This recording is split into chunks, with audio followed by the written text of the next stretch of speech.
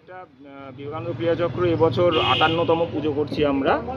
আর প্রতি বছরই যেরকম সমাজের বিভিন্ন জিনিস তুলে ধরি, গত বছর আমরা লাইব্রেরিকে তুলে ধরেছিলাম, লাইব্রেরি যেরকম লুপ্ত হয়ে যাচ্ছিল, এবছর আমরা তুলে ধরেছি নিঃসঙ্গতায় যখন আপনজন।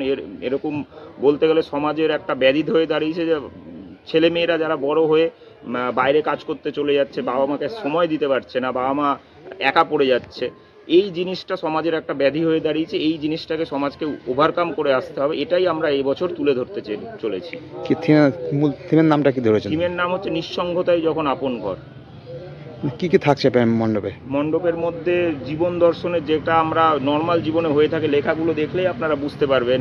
মা এখন ব্যস্ত আছি, পরে ফোন করছি, আমি এখন ব্যস্ত আছি, এখন এই কাজের সঙ্গে যুক্ত। কিন্তু বাবা মাকে বয়সকালে যখন সময় দেওয়ার দরকার হয়, সেই সময় কেরিয়ারেরও চাপ থাকে, সেটাও আমরা বুঝি, একটা কেরিয়ারের চাপ থাকে। এই জিনিসগুলোই তুলে ধরা হচ্ছে প্যান্ডেলের মধ্যে।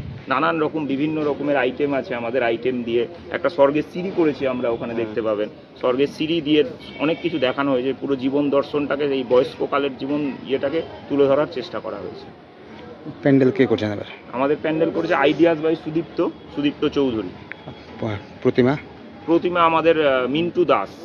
কি প্রতিমা হচ্ছে এবার?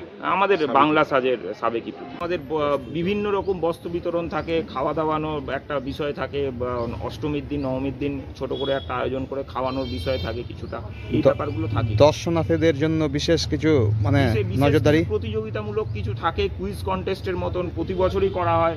তারপর আঁকা প্রতিযোগিতা করা হয়, এগুলো থাকেই, প্রতি বছর থাকে। হ্যাঁ, এগুলো তো থাকে, মানে মেডিকেল কিট টিট ওগুলো তো থাকে।